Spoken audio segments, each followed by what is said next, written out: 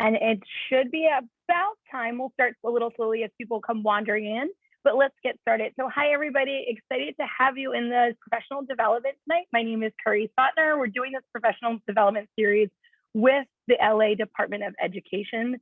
So excited to have you in here. And as I say that, literally as I say that out loud, Michelle Hertog is joining us as well, who's going to do a real quick welcome when she gets on. And she is from the California LA Department of Education, and we'll say hello to everybody. I just saw her name pop in, so we'll give her a second to come on. But as we do that tonight, we're going to dive deep into the principles of the American Revolution, looking at 3 cornerstone principles and walk through the content and walk through the tools and everything. So before I dive into the agenda and the introductions, I figured we get started with just a little bit of, the agenda as we go through. We'll do introductions, we'll do a lecture on the principles of the American Revolution, an exploration of the NCC ED's online tools for this topic, and then primary source activity and discussion.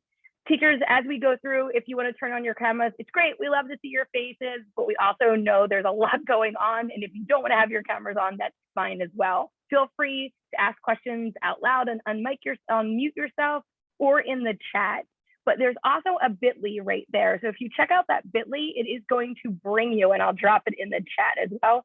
It is going to bring you to a file that holds all the activities that we're going to do tonight and all the different tools. So you can have them at your disposal as we discuss everything and chime in. Also, if you want to share where you are, what you're teaching, and where you're coming from in the chat, that's a great way to get to know you in that tool as well. So before we get kicked off and get started and do the introductions from the NCC team, I wanted to turn it over to Michelle and say, hi, Michelle, nice to see you. And would you like to do an introduction? I'd be happy to. Thanks, Carrie, and hello, everyone. I'm zooming in from Los Angeles, California, where, the temperature dipped down to 40 degrees today. That was pretty rough for us out here. No kidding. But anyway, thank you for including LA County Office of Education. We have worked with the National Constitution Center for many years. It's good to see you again, Jeffrey.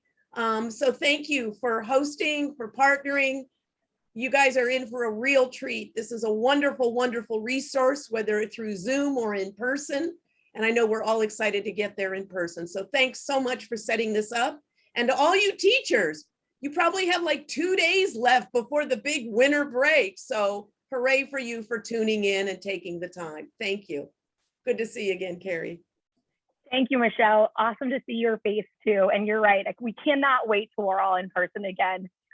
So with that, I'm going to turn it over to our NCC team and have everybody do some self-introductions. Jeff, let's start with you.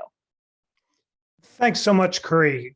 Great to see you. Great to see you again, Michelle. And hello, friends. We convened, gosh, I don't know if it was a year or 2 ago because time has so changed, but it's wonderful to be back. And we're so looking forward to talking with you about the NCC's great materials. We did have a remarkable experience during COVID of starting to teach live classes online on Zoom for middle and high school kids. We reached 250,000 students during the COVID year. So it was a real service to be able to reach all those kids. And under Curry's leadership, we're so excited to put these materials online, which is why we're so eager to talk to you to find out what works and what doesn't. So looking forward to our conversation. Oh, Curry, you're muted. I know. I was like, as I start yelling, I can see the pop-up, you're muted. I love that thing with Zoom. And so my name is Curry Sotner. I'm the Chief Learning Officer here at the National Constitution Center. And I really feel privileged because I get to have fun with all these people all the time and nerd out on the Constitution. And we're excited to see all of you join us tonight. And we're also here with Kevin Lynch. Kevin, would you like to do an introduction as well? Of course. Thank you, Curry. So good evening, everyone. My name is Kevin. I'm the Education Coordinator at the National Constitution Center. Really looking forward to joining in the conversation this evening. I'll be sort of lurking in the background too, sharing any one of our wonderful NCC resources that Jeff or Curry might reference. I'll make sure to get those posted in the chat so you can look at them as we have our discussion this evening. Thank you, Kevin. That's fantastic. And Jeff, I'm going to turn it over to you to kick us off with an awesome lecture looking at the 3 principles of the American Revolution and diving into some of our favorite founding documents. So to do that, I'm going to stop the share and we're going to pin you so we have you front and center for our talk. Wonderful. Well, greetings, everyone. I will talk about the three principles of the American Revolution that we love to highlight in our NCC classes. And, if you want to chat questions while I'm talking, that would be great, or just raise your hand because I don't want to talk for too long, but let's try to use Zoom to be as interactive as possible. So what we love to say at the beginning of this class is that the whole American idea is contained in that famous second sentence from the Declaration of Independence. And it's so inspiring to read it together so that we can prepare ourselves for all the learning ahead. So here we go. You all know it by heart, but here it is. We hold these truths to be self-evident, that all men are created equal, that they are endowed by their creator with certain unalienable rights, and among these are life, liberty, and the pursuit of happiness, that to secure these rights, governments are instituted among men, deriving their just power from the consent of the governed. In those clauses alone, we find the idea of unalienable and natural rights, of popular sovereignty, and of the rule of law. Let's take each of them in turn. The first important question is, what is an unalienable right or an inalienable right? We know the word, but the theory that gave rise to it is unfamiliar, but it's so exciting to remember it. So the founders read the classics. They read Plato and Aristotle and Cicero and Seneca. And then they read the great Enlightenment thinkers who themselves were inspired by these philosophers, including John Locke, and then less familiar philosophers like Francis Hutcheson and Jean-Jacques Burlamaqui and Henry Keynes. How do we know this list of folks? Because Jefferson, when asked whether the Declaration was original, said, of course not. It was just a distillation of the common ideas of the time as embodied in thinkers such as Aristotle, Cicero, Locke, Philip Sidney, etc. And then just for your excitement, I'll share how much I've learned from the letters that Jefferson would write to all the kids of these friends of his who were applying to law school. People would always write to him asking for advice, what should I read? And he sent these very detailed reading lists to the students of his friend Burns, for example, to Robert Skipworth, and to his nephew, Peter Carr. And he always recommended the same works of moral philosophy, in particular Cicero and Seneca, and Locke, not only the famous two treatises, but also the essay concerning human understanding, and also Francis Hutcheson and Lord Keynes. Now, obviously, this is too much detail for the kids, but Curry and I have been excited to learn about it, so I'm sharing it with you. What's the big idea of an unalienable right, and how do we explain it in simple terms to our students? The idea of an unalienable right is a natural right, and natural rights can be either alienable or unalienable. So a natural right is a right that comes from God or nature, not from government. In other words, it exists in us because we're human. We're born with our natural rights, no matter what kind of society we choose to be part of. Then the idea of all of these thinkers is that when we form societies, and move from the state of nature to form a government, we surrender or alienate certain rights in order to obtain greater security and safety of the rights we've retained. So to alienate is to surrender, but certain rights can't be surrendered. So what would an example of a right that can be surrendered or alienated be? Well, the right to punish violations of crime. In the state of nature, people engage in self-defense or mob violence, or they take revenge on people who harm them without a trial, without due process, just engaging in the pure law of nature. But that's not a very effective way of running a society. So when we form societies, we alienate or surrender to government the power to punish crimes in order to get greater security and safety of the rest of our natural liberties. But certain rights are unalienable. What's an unalienable right? The most frequently mentioned example of an unalienable right were the rights of conscience. They're embodied in the First Amendment, but basically rights of freedom of thought. And why is freedom of thought unalienable? Because I can't alienate or surrender to Curry or to Michelle or to you or to anyone the power to control my thoughts, because my thoughts are the product of the sense impressions that operate on my reason. These are people of the Enlightenment. They have a great faith in reason, and they think that our thoughts and opinions are the product of our reason, and reason can't be alienated because it's inherent in who we are as reasoning beings. And not only do we have a right to use our powers of reason and to form whatever opinions seem to us reasonable, but we have a duty to do it. We have a responsibility to use our powers of reason to overcome our unreasonable passions or turbulent emotions like anger, jealousy, and fear, so that we can be our best self and serve others. That distinction between reason and passion comes up over and over again in the Revolutionary era, in the Founding era. We find it in the constitutional debates when Madison in the Federalist Papers defines a faction or as any group, a majority or a minority animated by passion rather than reason. So that idea that we have to be motivated by benevolent social passions so that we can serve the public good and the common interests rather than our selfish and turbulent passions or emotions and guided by reason is very central to the framing. So that's why conscience is an unalienable right. If I have a duty to use my powers of reason to arrive at the truth, then obviously I can't alienate or surrender my power to fulfill that duty.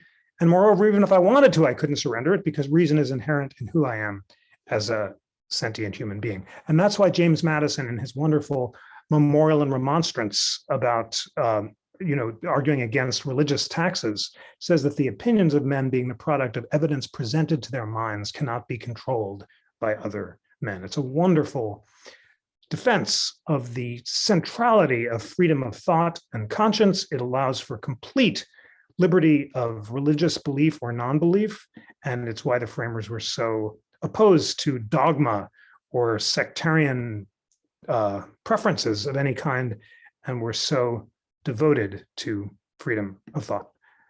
Curry, should I take a breath or keep going? So we can see if there's any questions, but I really think maybe some of the questions will start to pop up when we go through the three principles. But before I do that, Ryan, Matthew, Ruben, anybody, Jen, any questions before we dive into it? Nope, they are good. Wonderful. Well, so that's natural rights. Let's talk now about popular sovereignty. Remember that sentence that said that to secure these rights, governments are instituted among men, deriving their just powers from the consent of the governed. That idea of government by consent is central to the revolution. Of course, the rallying cry, no taxation without representation, was one of the mottos of the revolution, but it's also central to the natural law theory that is inherent in the Declaration. And it's also central to the idea of equality. I said there were three principles: natural rights, popular sovereignty, and the rule of law. But inherent in all of those is equal rights, equal sovereignty, and equal protection under the law.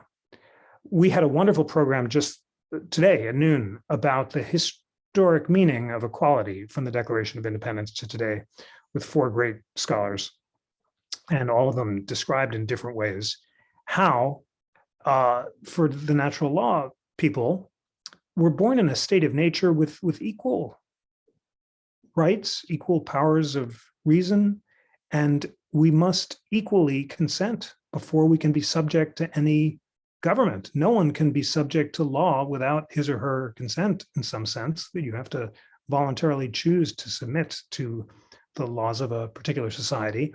And that's why equal liberty, equal protection, and equal consent are so central.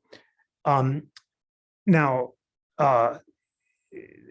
this, of course, raises the crucial question of slavery, which we should talk about when talking about popular sovereignty, and also the claim of the Declaration that all men are created equal. What about women? What about enslaved people? What about those who were excluded from the promises of the Declaration. It was striking to hear all of our historians, and some of them were on the conservative and some on the progressive side, emphasizing how the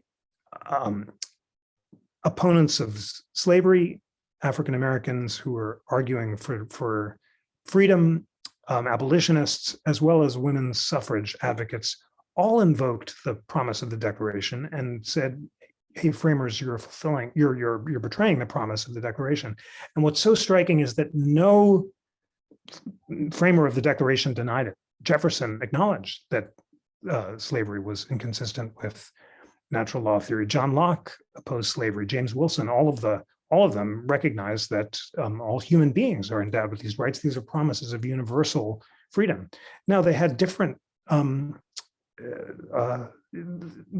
successes and failures in fulfilling or betraying these principles. Jefferson is a particularly striking case, and we learn today how, although he completely recognized the incompatibility of slavery with the promises of the Declaration, the virulence of his own racism led to a remarkable encounter with the poet Phillis Wheatley. She was the first published African-American poet. She was an enslaved person, came to Boston. She was given a classical education by her masters, who then freed her, and she became the most celebrated poet of her time.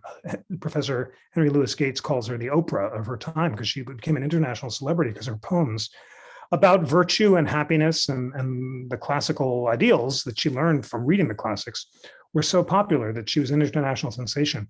The city of Boston is so surprised by her success that they hold a trial about whether or not Phillis Wheatley could have written her own poems. It's an astonishing event, presided over by John Hancock, who signed the Declaration of Independence.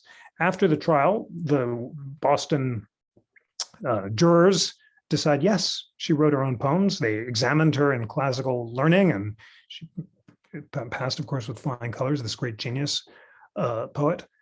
And they certify, okay, she wrote her own poems. Now, Jefferson can't accept this. And he, in his notes on the state of Virginia, in the infamous Article 14, he writes to the Marquis de Lafayette, okay, Phillis Wheatley wrote her own poems, but they can't be good poems because Black people are not, are inferior to white people. They are unable to master their passions and use their powers of reason the way white people can. That's the virulence of his racism, that he can't recognize the genius of Phillis Wheatley. It's a really troubling reality for the framer of the Declaration, but it's important to teach it. And it's also possible to teach, as our scholars today did, that it's possible for the framers to embrace sweeping ideals that themselves were used by people like Frederick Douglass and Lincoln and Benjamin Banneker and David Walker in his appeal. All of them invoked the ideals of the Declaration to argue against the constitutionality of slavery.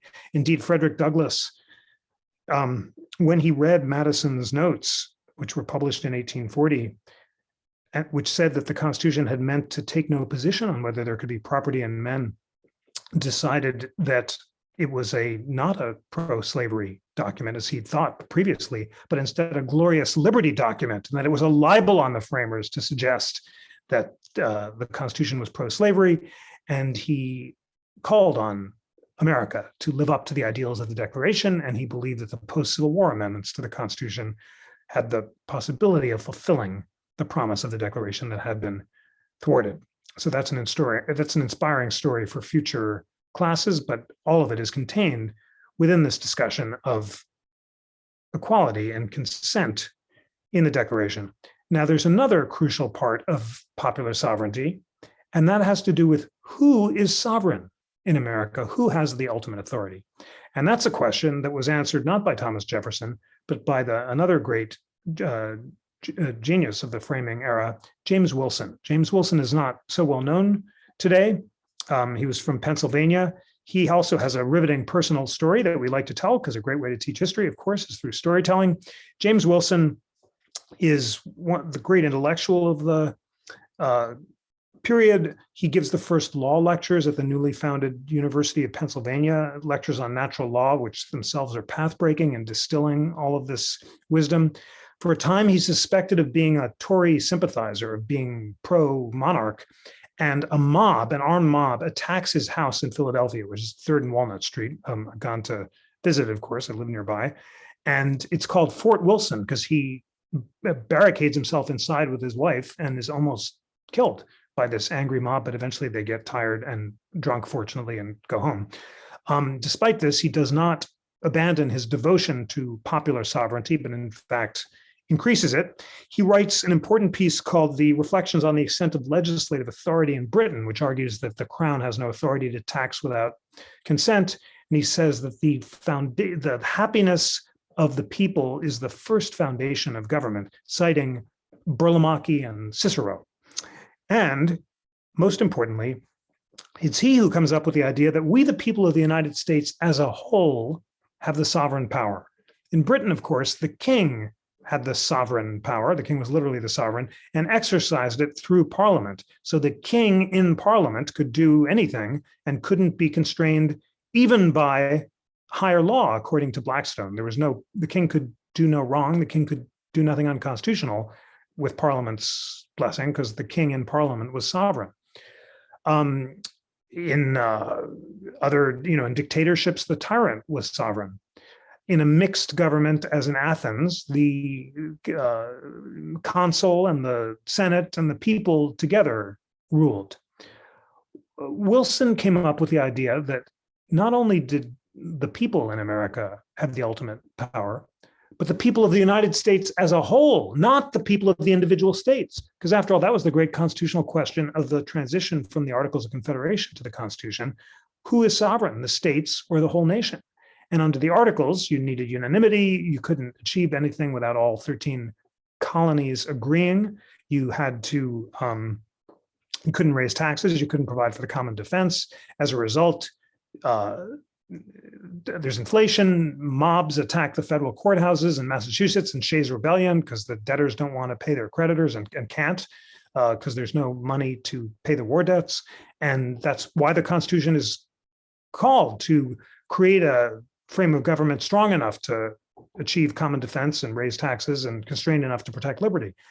But it's still not obvious who, in which body the people exercise sovereign authority. Wilson writes the first draft of the Constitution. We have it at the NCC in Wilson's handwriting. It's thrilling to see. The very first draft says, resolve that the government of the United States shall be consist of a legislative, executive, and judicial branch. Nothing more than that. The second draft says, we the people of the states of Massachusetts, Rhode Island, and Providence Plantation, and so forth, to ordain and establish. The third draft, just adopted a few days before the Constitution is proposed on September 12th or so, 5 days before the 17th, says we the people of the United States. And the changes made to signify Wilson's belief that we the entire people are sovereign. Lincoln, when Virginia tries to secede along with other southern states, denies their power to do so. Citing Wilson, he says, since we the people of the whole United States made the Union, you need the consent of the whole Union to change it. And that's why he insists that secession is unconstitutional. And that's the basis of his constitutional claim at the beginning of the Civil War for the unconstitutionality of dissolving the Union. Crucial, fascinating, and it all comes from the theory of consent of the governed and Wilson's insight that it was the whole people who consented to the Constitution, not the people state by state. And that leaves the final clause of the beginning of the Declaration, which I left out at the beginning because I wanted to save it till now. So here it is, that whenever any form of government becomes destructive of these ends, it is the right of the people to alter and abolish it and to institute a new government, laying its foundations on such principles and organizing its powers in such form as to them shall seem most likely to affect their safety and happiness. Now, this clause is striking for two reasons. First, it's the second use of the phrase happiness in the Declaration. We had life, liberty, and the pursuit of happiness, and then most likely to affect their safety and happiness. I am now involved in a book project, which for me is exciting, about the ancient wisdom that inspired the founders' quest for the good life, and in particular, how they understood the pursuit of happiness. And just very quickly, I'll share what I've already shared, which is that by happiness, they understood not feeling good, but being good. Virtue is the foundation of happiness, said Cicero, Aristotle, Wilson, Jefferson, Adams, all of them over and over and over again. They're constantly talking about the need to be virtuous in order to achieve happiness. What do they mean by virtue? Not religious virtue. They meant that rule of passion by reason, moderation, deliberation, the classical virtues of prudence, moderation, fortitude, and justice. All of those are what they had in mind by what was necessary to achieve true and substantial happiness, basically to be your best self and to serve others, all from these classical sources. So that's significant because it comes up twice. Not only is self-government, government of the self, necessary for our personal happiness, but self-government collectively is necessary for our political happiness. And that's why Wilson says the happiness of society is the first end of government. And that's why the Declaration begins by the pursuit of private happiness, but ends by saying, whenever the government fails to secure our public happiness, we can alter and abolish it. We can change it. We can do it by revolution in its most extreme form. But once the Constitution is formed, we do it through constitutional amendment. But most important of all, this is a sort of roadmap to government. It's an instruction manual saying your job, government, is to affect the safety and happiness of the people. And you can only do that by obeying the rule of law, by ensuring that people are subject to laws to which they consent, either directly or through their representatives, and which are administered fairly and equitably without regard to person, which are transparent and which are accountable. Justice Neil Gorsuch is the current chair of the National Constitution Center. His predecessor was President Biden. President Biden's predecessors included President George H.W. Bush and Clinton. We're very bipartisan and we go back and forth. And Justice Gorsuch, when he talks about the rule of law in one of our videos, gives the example of the Emperor Caligula, who used to post the laws of Rome so high on fences above the city that people couldn't read them. They didn't know what the rules were, and therefore they couldn't be bound by them, and he could change them arbitrarily as a result. That's the opposite of transparency, accountability, and prospectivity that defines the rule of law. And that's why not being deprived of life, liberty, or property, except by due process of law, defined as a trial with appropriate legal procedures and protections, is the essence of a legitimate government. So that's the rule of law, and that's what government has to do. It has to obey the rule of law, and no one is above the law because only the people are sovereign. There's no king or emperor or dictator who is allowed arbitrarily to change laws. The rulers and ruled alike are subject to laws that are neutral, accessible, and transparent. Okay, Curry, no time for another breath. What do you think of that? Good. And I have a couple of questions. One about Wilson, because I know we always love to talk about him, not just because of Fort Wilson and the amazing story of that. But first, to begin with, overlaying a few of these is the idea of social contract theory. So you talked to it and you referenced it a few times, but can you kind of, because there's a bit of social contract theory that goes with natural law. If the government is not meeting what you have agreed upon, you can revolt, you can rearrange, you can amend the Constitution, all those pieces. But then also on the idea of popular sovereignty. So can you weave that through those three principles for us? Absolutely. Great question. And maybe we should just, read John Locke, because that's kind of the best place to look. And I have it here as it happens, because I just did this great program at noon. So this is Locke in the second treatise of civil government, chapter 2 of the state of nature. To understand political power right and derive it from its original, we must consider what state all men are naturally in, and that is a state of perfect freedom to order their actions and dispose of their possessions and persons as they think fit within the bounds of the law of nature, without asking leave or depending on the will of any other man. A state also of equality, wherein all the power and jurisdiction is reciprocal, no one having more than the other. This equality of men, I'm skipping a little bit, by nature, the judicious Hooker, Hooker was a commentator, looks upon as so evident in itself and beyond all question that he makes it the foundation of that obligation to mutual love amongst men, on which he builds the duties they owe one another, and from which he derives the great maxims of justice and charity. I'm going to skip a little bit, but though this be a state of liberty, yet it is not a state of license. The state of nature has a law of nature to govern it, which obliges everyone. And reason, which is that law, teaches all mankind who will but consult it, that being all equal and independent, no one ought to harm another in his life, health, liberty, or possessions. Doesn't that sound so much like the Declaration and the Due Process Clause? And then it talks about in the state of nature, everyone has the right to punish the offender and be executioner of the law of nature. I wonder if I should just keep skipping, but it's all in John Locke. And then he gets to the point where people found societies and talks about how we form governments by consent. Is that helpful, or should I keep going?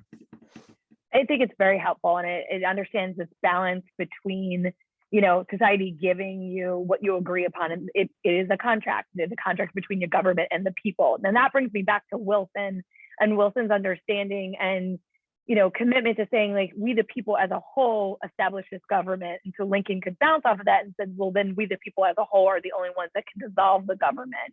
But Wilson also talked very much about direct popular vote, and he's very unique in that. And that to me feels a little less like the people as a whole and a little bit more as the people as the individual. So I wanted you to help either clarify where my misunderstanding is on that, or kind of see how the two fit together. Great question, and very important to recall. Thanks for reminding me of that central contribution. As Curry says, Wilson's main contribution wasn't just the idea that we, the people of the United States as a whole, have the sovereign power, but also that they should exercise it directly. And as Curry says, Wilson was the big proponent at the convention of a national popular vote for electing the president, because he said since the people have ultimate authority, they should be able to choose their chief executive. Madison disagrees. He wants election of the president by the legislature. You can see all these different drafts on the NCC website. And then the compromise is the Electoral College, which Wilson presides over. You know, he accepts it, but doesn't agree with it because he prefers popular election.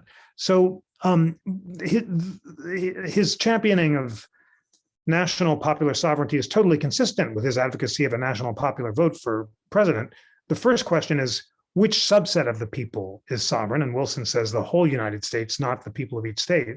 And that led to his conclusion, well, if the whole people are sovereign, then for the one office, which is the one national office elected by the people, the whole people should directly vote on it. For him, the two went hand in hand. He lost that. We got the very complicated compromise of the Electoral College. Kids, as we all know, love to debate the Electoral College, as we all do. What are the justifications for it and against it? Just as a side note, I'll share that the Constitution Center held this great project called the Drafting Project, where we invited 3 teams, progressive, conservative, and libertarian, to draft a constitution from scratch. And in the state of nature or state of Zoom or however they met, they kind of met on their own. And they came back and they just blew us all away because 2 teams, the progressive and the conservative team, both proposed replacing the Electoral College with a national popular vote, just as Wilson had recommended. We're going to reconvene the teams in person in May, which was the month that the Constitution was proposed, of 2022 at the Constitution Center, and see if they can actually come up with language for a national popular vote amendment. And their work was cited in the Biden Supreme Court Commission report, which was noted how surprising this agreement was. But it would be appropriate if in Wilson's hometown, these teams were able to convene on language for the very amendment that he proposed at the convention.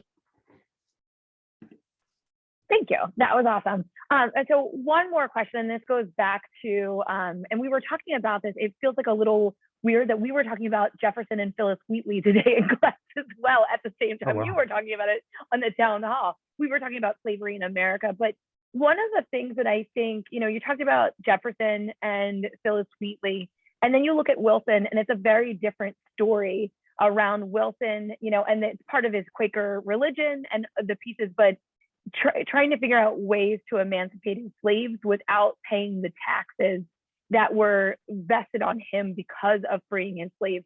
So as we think about these ideas of popular sovereignty, of natural rights, how do we grapple with people like Jefferson and even at times Wilson that can come up with these big theories, these big principles, and then at the same time, their actions are unbelievably counter of what they preach. And so when we're diving into that history and our students are diving into that history, how do we help them understand the whole human and engaging in those conversations and how difficult it really can be? It's such an important question, and it's so important for us as teachers to teach history with all of its blemishes. And that was the spirit in which the founders learned history. Plutarch's Lives were among the most read books of the founding era after, Shakespeare and Milton and Locke and Cicero. And Plutarch writes these biographies of all these people, including Cicero.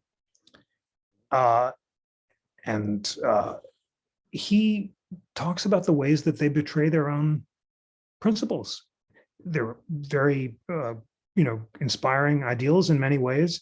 But Cicero himself, the great champion of tranquility of mind and of self-mastery and the power of reason over passion, is always picking the wrong horse in the battles over the Roman Republic and ends up being beheaded or assassinated by Marcus Aurelius because he sides with Pompey.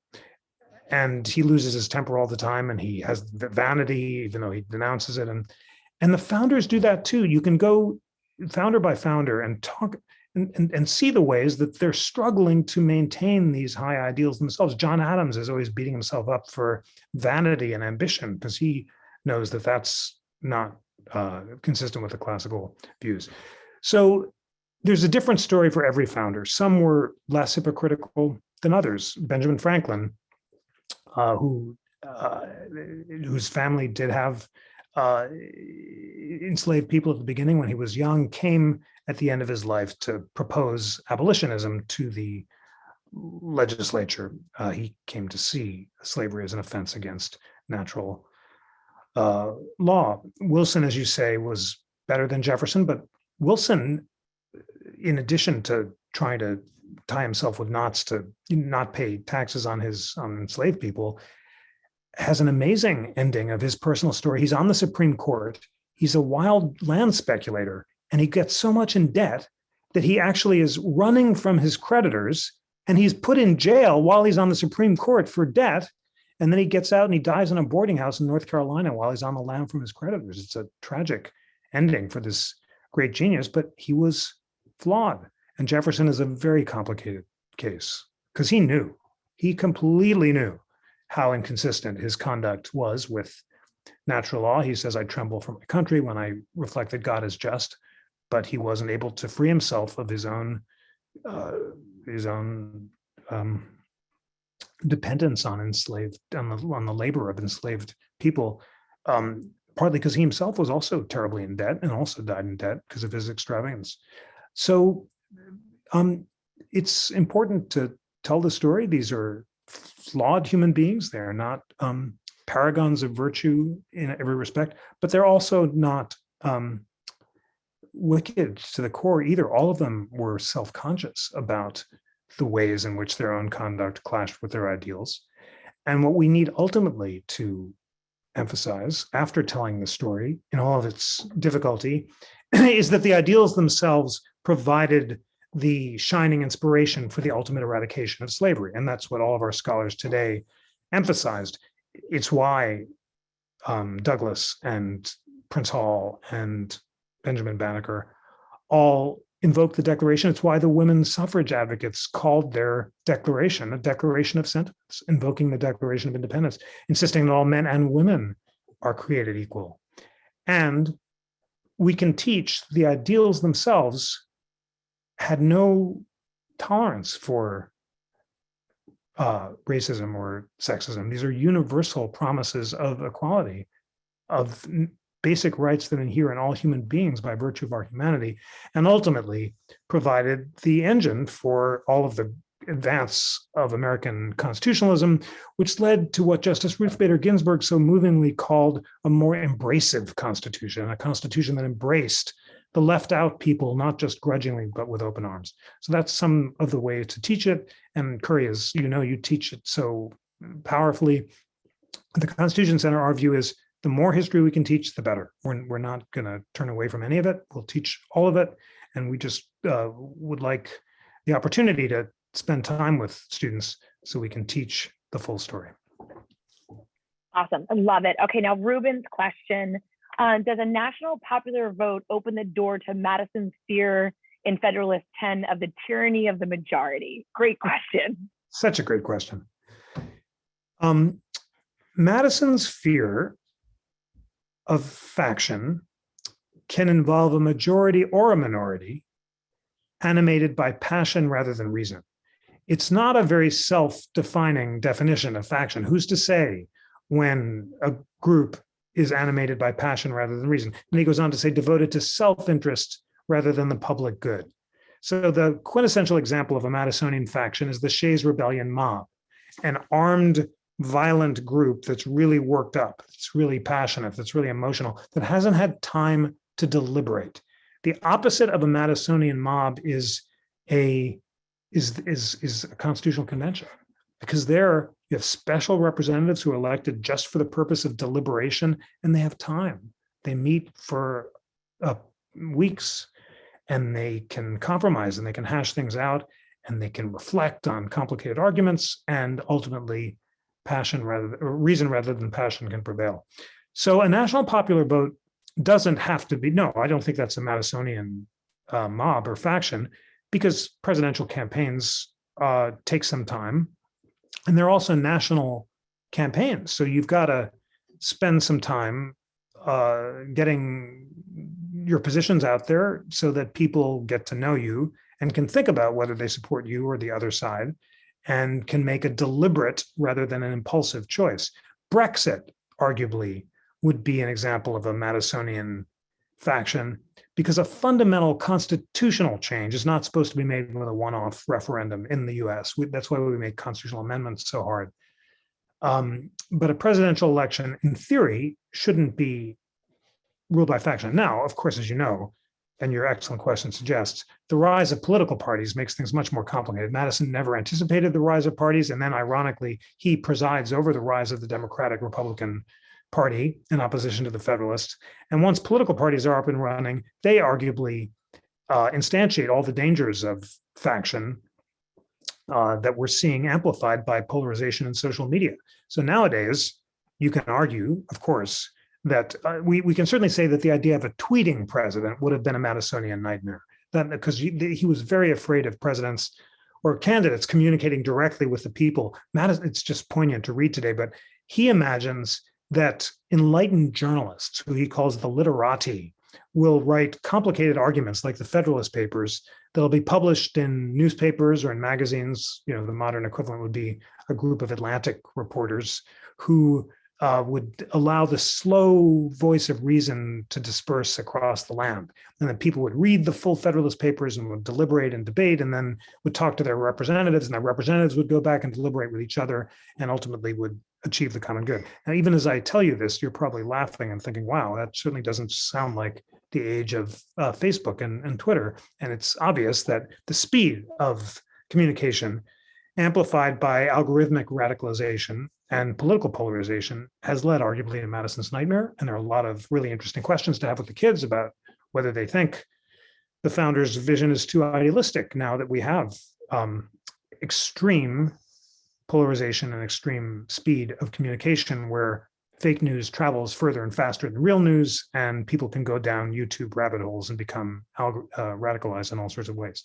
But that's a long way of saying, in theory, a national popular vote shouldn't be a faction, as long as people are actually taking time to deliberate. I guess if you had, well, I'll stop there, and you can work out scenarios where minorities of the country are actually electing a president. Arguably, that's the case under the Electoral College. And if they're doing so in a way that's not deliberative, but is based more on allegiance to a faction or individual rather than cool deliberation, I think Madison would say, well, that's the danger of the demagogue that we are most afraid of. In Federalist 55, Madison says, in all large assemblies of any character composed, passion never fails to wrest the scepter from reason. Even if every Athenian had been Socrates, Athens would still have been a mob. So Madison is very afraid of this idea of large assemblies getting together, working themselves into a lather, and electing a demagogue the way Cleon in Greece seduced the Athenian assembly. So there are scenarios, and I think you can tell where I'm going here in the modern context, where you could say that minority or majority factions are favoring demagogues. But of course, in all things, we want to be nonpartisan here and give examples on all sides throughout history, and suggest that if there is a problem, it has to do with institutions, with polarization, and with technology, and isn't endemic to just one election or one candidate. And we were on a call about policy work going on across the state on civic education. And the key thing is to really examine how do we teach the Constitution, but how do we also teach media literacy? So I think you just gave a really good reason of why Madison would have agreed with those policy moves as well. So thank you, Jeff. That was really awesome. Awesome answer from Ruben as well. Now, before we let Jeff go and turn him loose on his book work or whatever else he has to do tonight, does anybody else have any other questions? You want to turn on your mic? Feel free, go right ahead and ask the question. I know we had some toddlers in the background that also had questions, but we'll let them go to their shows. We good? Okay. Thank you, Jeff. That was awesome. We really appreciate you jumping in and giving us that lecture. And now, big round of applause for Michelle and myself. And now we'll dive into some primary sources. And thank you for naming almost every single one we're going to look at tonight. So we didn't plan this, but it worked really well. Thank you, friends. Thanks for engaging with the NCC. Here's to lots of light and learning together this year. Really appreciate it. Great to see everyone. Bye. Thanks, Jeff. Happy holidays. Thanks, Michelle. Thank you, Ryan. Thanks, Ruben. Bye. Okay, everybody, I'm going to do a screen share and get us back to some of these main pages. So just give me 1 second to get in here. Okay. Apologies. And also, I redid the bit.ly that I shared in the beginning because I wanted to make sure that you were able, and let me stop the share for 1 second and just do a full share. I wanted to make sure you were able to get into this entire file because there is, in the Principles of the Revolution PD file, everything that we're going to go through in the next 40 minutes is all in here. So if you want to take it and make copies of it, do whatever you want with it, I wanted to make sure you had all the tools and resources. So we're going to jump into the PowerPoint in a minute, but real quick, let me walk you through this. There's a principles activity sheet that I wrote out that kind of walks you through the activities that we're going to do. There's a typable version of the Freyer model in here as well, and then all the speeches that we're going to look at. So a little bit of fun as we dive into this. I'm going to do the stop share for it with you guys one more time so I can go back to advanced because I like the advanced version of these slides. So as we talk about these 3 principles of the American Revolution and really kind of dive in these pieces and what they mean, I'll give you my computer 1 second to chime in, and what they mean and kind of the definitions around them. We looked at natural rights, we looked at popular sovereignty, we looked at the rule of law, and we look through kind of the definitions around them. What we're going to do in the next 40 minutes is start to build out a Freyer model on each one of them, define those pieces within the Freyer model, and then also dive into some primary sources where we can see examples as well. So looking at these 3 principles, as your students discuss them as ideas, as your students discuss them in primary sources, they're also going to notice what we were talking about earlier with social contracts, that these 3 overlap as well. So as we look through these pieces tonight, be mindful that some of these color coding systems that I'm going to show you in a minute, they shift a little and they move a little. And so if there's a little bit of wiggle room or overlap, that's okay. And that's a good thing. So as we dive into this and we look at these definitions, we look at the idea of popular sovereignty, And it's a legitimate form of government. Is government driven by us, by not the monarch, not an aristocrat, but us, the American people. As we dive into natural rights, and that these are rights given to us by God or by nature, that no law can be passed that takes them away from you. They're inherent to who you are as a human being by birth. And then we dive into the rule of law, and it spells out for us the basic idea that a government is ruled by man. It's not arbitrary, that laws have to be transparent, they have to be clear, and that they have to be held to each person in a continuous way and fairly and equally, looking at that idea of rule of law. The next thing what we're going to do as we dive into that, like I said earlier, is dive into that Freyer model. And real quick before we jump into that, have you, by show of hands, and I'm going to see if I can see as many people as possible, who's used the Freyer model before? It's one of my favorite things and I love it. Here, let me show you what it looks like, just in case it's maybe the look. Kevin's raising his hand. We're a little obsessed with it at the Constitution Center right now. Oh, thank you, Maureen, for raising your electronic hand for me so you can move up. So this, again, what we got a couple people that have, oh, Alice, awesome. So it's the technique I think I stole from a lot of English teachers, and it works really perfectly, but I love it because it works for anything that you're doing. So here's it's a basic outline in the file that I shared with you. There's a PowerPoint that has this, it has a definitions page, and it's all typable. So if you do want to use this in school, you can make a handout with it, or you can use it electronically and make it a Google slide, or make it a Google worksheet as well. But the idea is that you take whatever the term is. So if you're doing popular sovereignty, natural rights, rule of law, you dump it into the center of this Freyer model, and then you start to go through and define it. So what we're going to do with this activity is, we have some of the clear definitions that are spelled out for us on the worksheet. We'll put the terms in the center, but what I love about the Freyer model is it doesn't just begin and end with a definition. It really asks you to think critically on this and give examples of what it would look like in the real world, and examples and attributes of it as well. This works so well with not just your English students, but your science kids too, because your science kids are going to look for those characteristics. These are going to be words that they associate with, what's the weight, what's the mass, what's the size, what's the color, what are those characteristics? And you can do that for the social studies, the government attributes as well. And it really helps expand our knowledge and use of words and our understanding. So typically, if we had more people, I'd probably break you into small groups for this, but we'll just play a little bit of a game, and then we'll dive into it. So I would have each group do one group would do popular sovereignty, one group would do rule of law, and one group would do natural rights. So if we start with popular sovereignty, does anybody want to, share either a characteristic or an example or a non-example? I love the idea of a non-example as well for popular sovereignty. We'll do it real quick. You can unmute yourself and go for it. Go ahead, Matthew. So a non-example would be an absolute monarchy. Perfect. Anybody else? And we're on popular sovereignty. Maybe government by committee. Nice. I mean, in some ways that could be the states, but but still, I like the idea. Government by a committee that isn't really engaging either could be an example. I was thinking like military junta.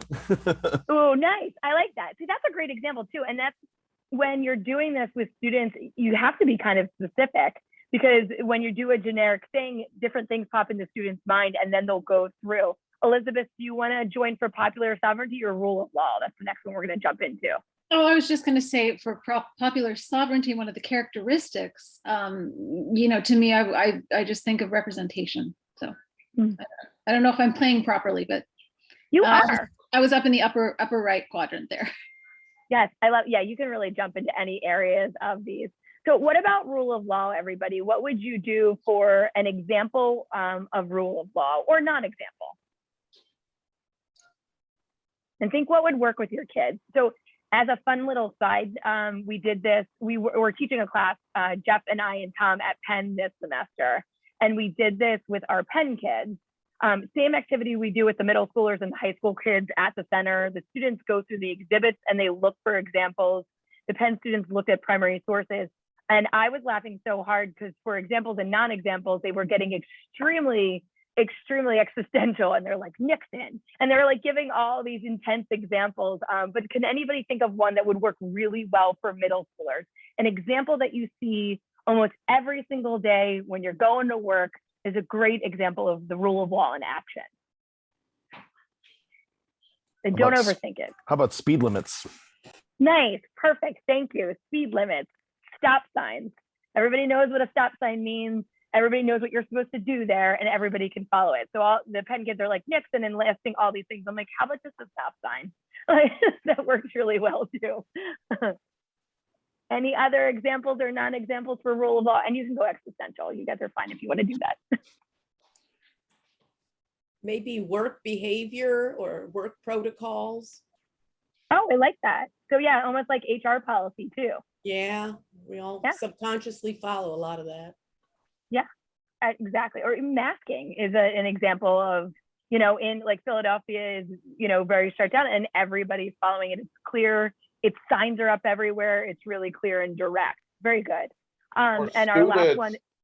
For students, it would be the code of conduct in school. That's if you want to perfect. go to students. I love the code of conduct. And what I like about that answer too is one of the primary sources you could use. So when I start this off, I begin with, let's do a light version of it. Let's fill in where we can, where we have a definition, what we wonder about the definition, what we question about the definition, and start to fill in the others. And then we examine primary sources and then redo the Freyer model and see what we can add or what we want to take away from it. And that would be an awesome primary source for students to look at rule of law, then look at their student code of conduct, and then put it back into the Freyer model. And I wonder if they would start to question the student code of conduct, and if it is clear, if it is arbitrary or not arbitrary, and if it's transparent to all the students. Reminds me of dress codes. Exactly. Dress codes, late policies, all of those pieces. And in your homework.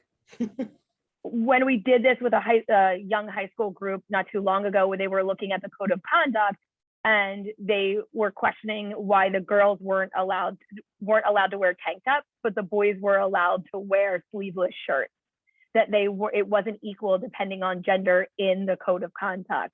And they were saying that was an arbitrary rule based on gender and was not fair. And so they analyzed it. So be mindful that it does turn around and the students start to analyze it. And that's a good thing. Analyze their code of conduct and their rules around what they are followed under. We're working with a few schools in California that are doing this with their codes of conduct in a middle school setting as well. So it's really interesting. What I like about this as well, when you're diving into popular sovereignty, rule of law, and we can go to natural rights next, is you're also looking at what are these clear definitions? And then as you're building out a lot of the work that we all do around civil discourse, it helps you understand for rule of law, a rule of law could be the rules that you follow that are set and clear, and a non-example could be norms. So a norm isn't a rule that is set that you follow. It is a rule that you come up with as a community and define and agree upon. So that might be a really great way to define what the rule and what the norm within this system as well. Does anybody want to dive into natural rights and attempt to do this? Natural rights is definitely a little harder, but any one of these characteristic examples or non-example of natural rights?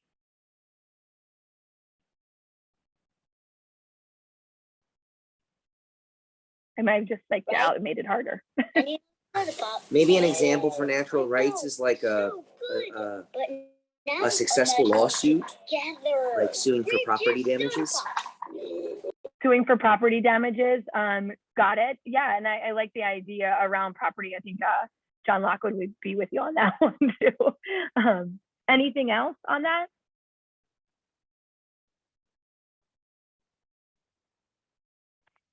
I think I would just throw in probably some of the examples is artistic freedom, the right to express yourself as an artist. It would probably be in my head kind of like falling under that example for natural rights.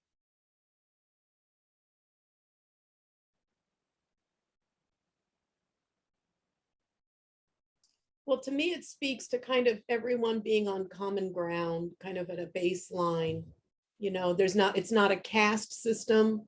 You're not preordained within a social strata. You should be all entitled to those same rights endowed by our creator, as they say. Yeah, I like that. And you could put that in the characteristics area as well. That one is not privileged over the other, one is not below the other. Right, privilege, that was the word I was looking, the opposite word. Okay, so now what we're gonna do is take those three kind of areas, those three big components. I'm gonna call them a key on this one. So the idea of popular sovereignty, the natural law, and for this activity, I'm gonna just put social contract theory connected to it so we can stretch it a little, and then rule of law. And so Jeff did this with the Declaration of Independence. As he looked at the Declaration of Independence, he started to break it down. So as we kind of dive into the Declaration of Independence and start thinking of that key, what we do is we ask our students to take highlighters and start to highlight the sections, just like Jeff did verbally, of the Declaration of Independence, and what section aligns with natural law, what section aligns with popular sovereignty, and what section aligns with rule of law. Now, if you're in this file, don't cheat and look on the other pages as we do the next one. But you can see we did it like a mock-up. And again, there's a little shifting on this as well. So, grain of salt on the color coding. But if we think of, and just to remind you of the key, because I know this is sometimes really hard to do without a key, is popular sovereignty is yellow, natural law is green, and rule of law is blue. We can look at the Declaration of Independence and start breaking it down. This activity I do typically with my students as a large group. So together we walk through the Declaration of Independence and we start looking at those key words and those key ideas and why do they make us think and analyze those words to say, why does it make me connect the dots in the Freyer model to popular sovereignty? Why does that section connect the dots for me to rule of law? The easier one to start with and one that works with the younger grades as well as the older grades is the preamble. So does anybody kind of want to, thank you, Kristen. Anybody want to dive into the preamble and do a little color coding highlighting on this as we go through? And that first one should really scream at all of you and be super easy.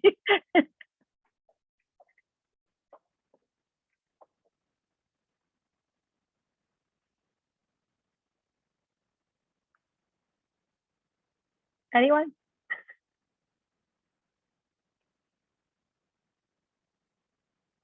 Okay, so Kristen, thank you for putting that in the chat. That's awesome. So Kristen shares, we the people are popular sovereignty. Exactly. So that first section, we the people, right there. And then you can do it as a group and just highlight it for your students.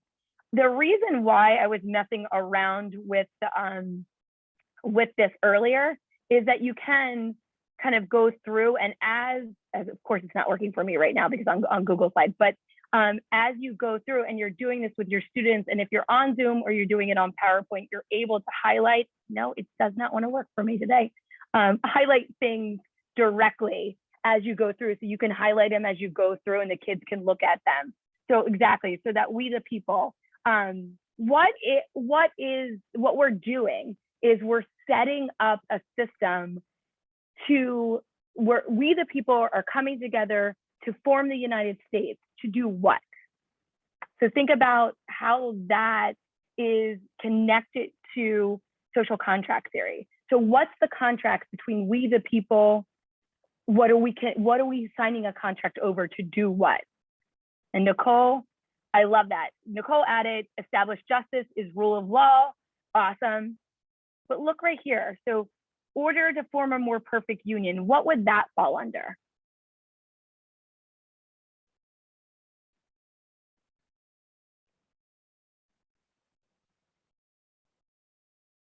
Any guesses?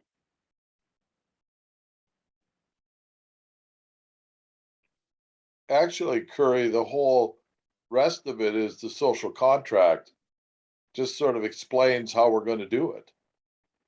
Yeah, so it also, but when you're explaining how the rules of the game work, that's definitely social contract. That's what you're agreeing to. But what else is it, Ruben? When you say this is how the game works, each player gets one turn, you know, we go in alphabetical order or, you know, by height. What's that also? It's not just this is what you're agreeing to, but it's also what in these three categories. Yeah, it's all what it's you find rule of law like justice, Exactly. domestic tranquility, general welfare. Exactly. Secure, Awesome. the word secure. You got it. And I see Yeah. in the chat as well that you guys have it too. So rules, agree with social contract, blessings of liberty to ourselves and our posterity is natural law. Nice. I like that, Michelle. That's a really good one. So yeah, so, and again, there's a little bit of shifting on all of these. So I was doing this with Tom, one of our scholars. We were like debating going through. He's like, it's not a perfect formula, but it's close. And I'm like, okay, it's good. But you can look at it and you're right. You're creating, in order to form a perfect union, so we the people of the United States, we are giving away some of our freedom to go into contracts in order to form a more perfect union. So together we will form this union. That is a natural law. That is giving it away to getting something back, social contract theory. And then what are you getting from it? It's a part of the social contract theory because you're defining it, but it also leans into rule of law. What are we getting from it? We're establishing justice, tranquility, common defense to promote the general welfare and blessings of liberty and to ourselves. And again, natural law oozes in there as well. And then I also love that idea of to whom? Whom is it about? Do ordain and establish this Constitution. That goes back to the people. So when I love about the preamble, when you break it down like this, what does it begin and it ends with? It ends with the people. The people have the right to set it up, and the people are the ones that establish it and are in charge of it. So you bookend that idea of we the people and the power of we the people in this beautiful opening sentence. And the visuals of the colors really help your kids see that power and that bookends of those pieces.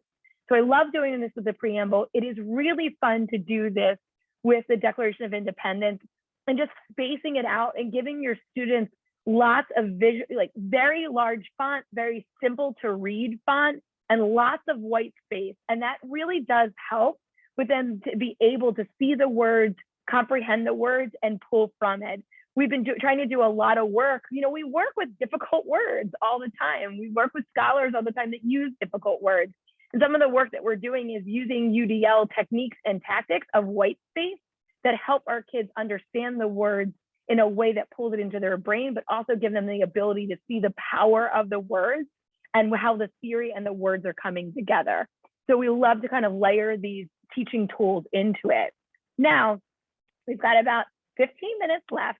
I'm gonna break you up into two groups, but I'm gonna do whatever, like make this really simple for you, or more student and participant choice, I should say. So what I'm gonna do is I am going to let the two groups pick whatever of the primary sources they want to dive into. So you're gonna do the same thing.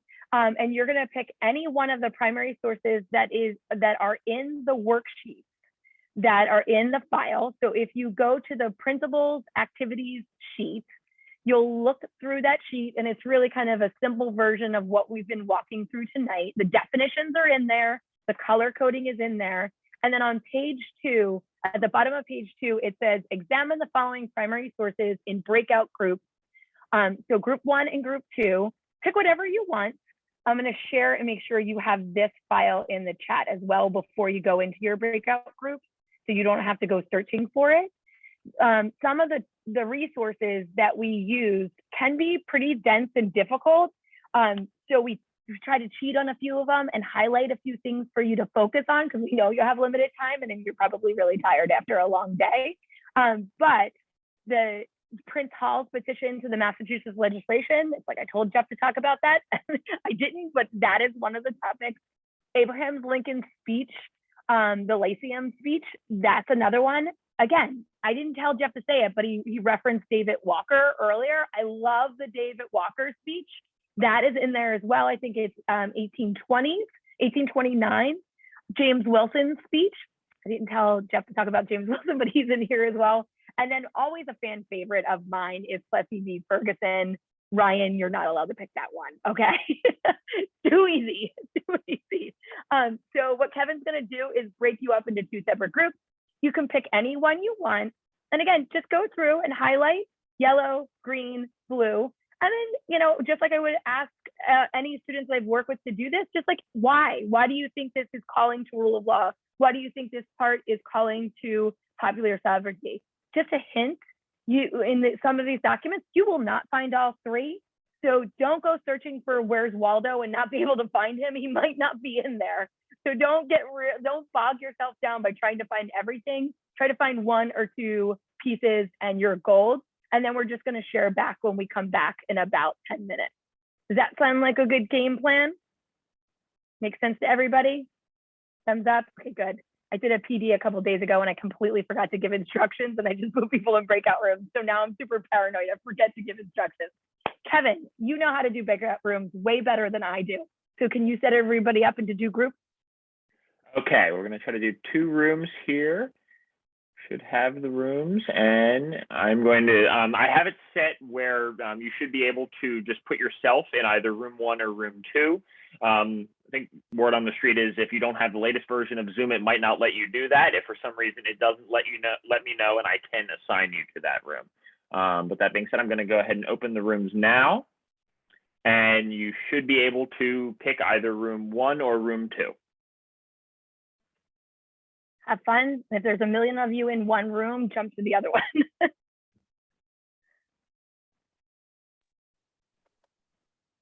And then I didn't quite set the timer right, but disregard the timer and I'll send a 5-minute warning and a 1-minute warning as we're getting close to the end.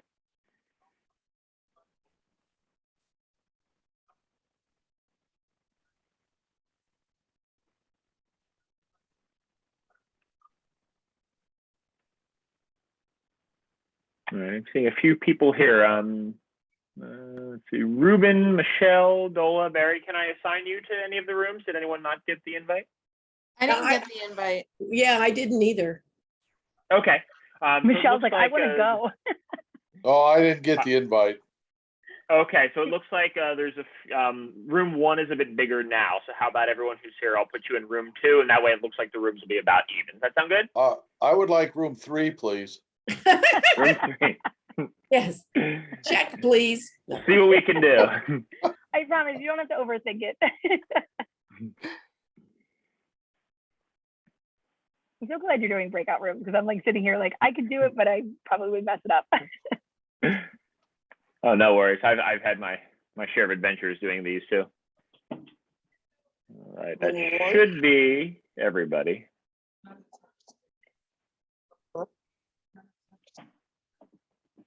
Oh.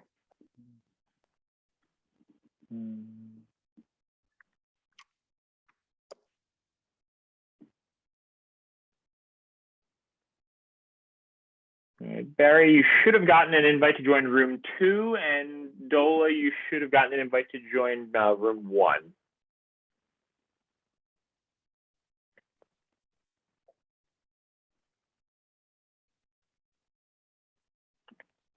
Kevin, that remaining, will that close the breakout room? Oh, I'm going to stop.